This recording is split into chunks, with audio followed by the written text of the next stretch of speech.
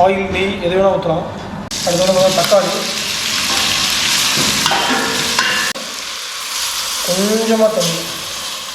இந்த பூசணியோடு சாப்பிடும்போது ஒரு டேஸ்ட்.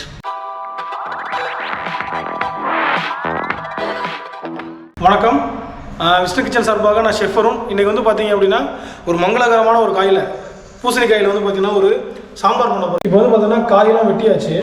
காய் வெட்டினதுக்கப்புறம் நம்ம சாம்பார் ரெடி பண்ணிடலாம். ஓகேங்களா? ஸ்டவ் ஆன் பண்ணி ஸ்லோ ஃப்ளேமில் வச்சா போதும். ஆல்ரெடி எல்லாமே தயார் பண்ணி வச்சிட்டோம். ஆயில் ஊற்றுறோம். ஆயில் நெய் எது வேணால் ஊற்றலாம்.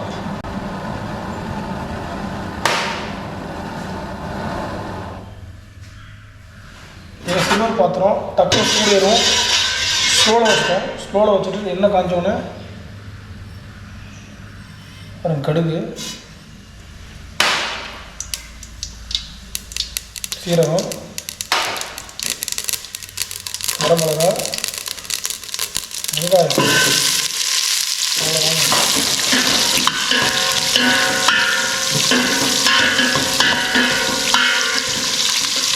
சில்வர் பாத்திரம்னால உடனே சூடாகும். வீட்டில் அலுமினியம் பாத்திரம், இரும்பு பாத்திரம்னா டக்கு சூடாகாது.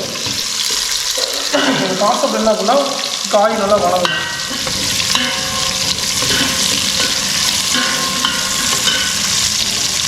ஃப்ரெஷ்ஷாக நம்ம இதிலே கருவேப்பிலை,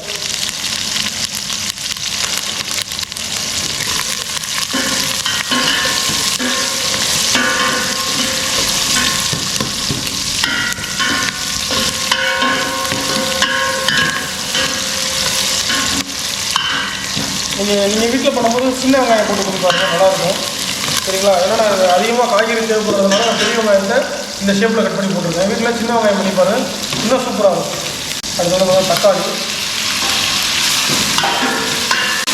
தக்காளிலாம் வணங்கிட்டுருக்கு. அடுத்தது நம்ம ஏற்கனவே இதெல்லாம் பண்ணியிருக்கோம். நம்ம வாஷ் பண்ணிட்டோம். வாஷ் பண்ணி கட் பண்ணி வச்சுருக்கோம். காய் போட்டாங்க. சால்ட் ஆட் பண்ணிட்டு மஞ்சள்,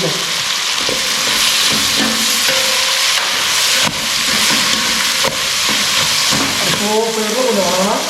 காய் கொஞ்சம் வணங்கிச்சு அப்படின்னா இந்த வணங்குறதா அந்த எண்ணெயிலே கூட வணங்குவாங்க தெரியுங்களா? அந்த மாதிரி வணங்கிச்சு அப்படின்னா அந்த ஒரு நேச்சுரல் ஃப்ளேவர் அப்படியே வரும். காய் நல்லா ஏறிடும் வாசம். அதனால முருங்காய் கத்திரிக்காய் போட்டாங்க அப்படின்னா காய் ஹோட்டல்ஸ் வாங்கினா இந்த எண்ணெயிலேயே வணக்குவாங்க. வணக்கினாங்கன்னா அந்த ஃப்ளேவர் என்ன ஆகும்? சாம்பார் ஃபுல்லாக ஸ்ப்ரெட் ஆகி ஒரு வாசம் கொடுக்குற காரணம் தான்.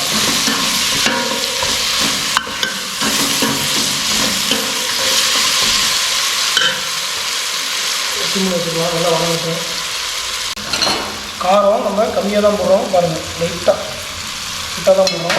மிளகாத்தூள், இது நம்ம சாம்பார் மசாலா. வளர்னதுக்கப்புறம் பச்சை வடை போடுறதுக்காக கொஞ்சமாக தண்ணி விட்டுட்டு இந்த காய் வேகிற வச்சு அப்படி இதெல்லாம் கொதிச்சிக்கிட்டு இருக்கும்போது அந்த காய் லைட்டாக வெந்தால் போகும். அது போக அது கூட பெருங்காயத்தூள் போட்டாச்சு. இப்போ இதுக்கு வந்து நம்ம ஒரு மசாலா சொன்னோம்.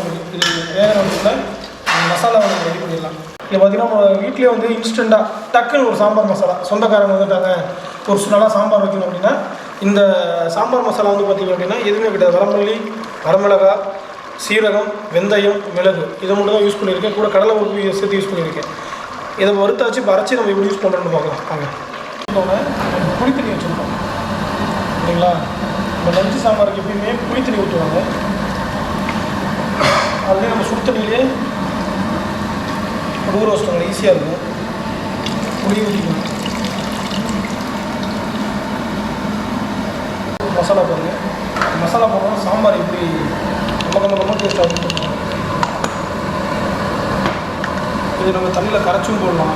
இதில் தேங்காய் கூட சேர்க்கலாம். சாம்பார் மசாலா அவ்வளோ ஒரு வாசமாக இருக்கும். கட்டி ஆகிடுச்சின்னு பயப்பட நான் போட்ட உடனே பெரிய கட்டியெல்லாம் கரைஞ்சிடும். இதெல்லாம் தலை கொதிக்கும் போது கட்டியில் கல்யாண சாம்பார் வாசம் வச்சுக்கோங்க. கல்யாண சாம்பார்லாம் நம்ம கல்யாணத்தில் போனோம்னா அது ஒரு டிஃப்ரெண்டாக ஒரு வாசமாக இருக்கும் சாம்பார். இந்த மாதிரிலாம் வைக்க முடியல அப்படின்னு வருத்தப்படுறவங்க நம்ம கொடுத்துருக்க அந்த ரெசிபி, இந்த சாம்பார் மசாலா ரெசிபி நீங்கள் ட்ரை பண்ணி அப்படின்னா உங்களுக்கு அந்த ஃப்ளேவர் அப்படியே வந்துருச்சு பாருங்களா.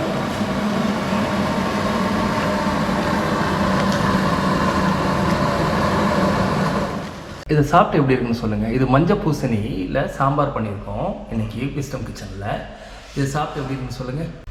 சோறோடு சாப்பிடும்போது கொஞ்சம் வித்தியாசம் இருக்குது. இந்த பூசணியோடு சாப்பிடும்போது ஒரு டேஸ்ட், பருப்பு கலந்து எல்லாம் மிக்ஸ் பண்ணி சாப்பிடும்போது நல்லாயிருக்கும். அருமையாக இருக்குது. அருமையாக இருக்கும்.